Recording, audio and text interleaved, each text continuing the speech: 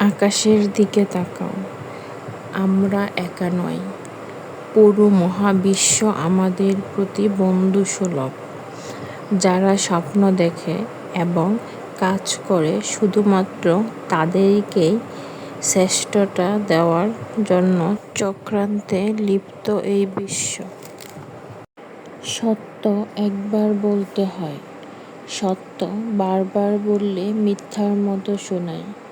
মিথ্যা বারবার বলতে হয়, মিথ্যা বারবার বললে সত্য বলে মনে হয়।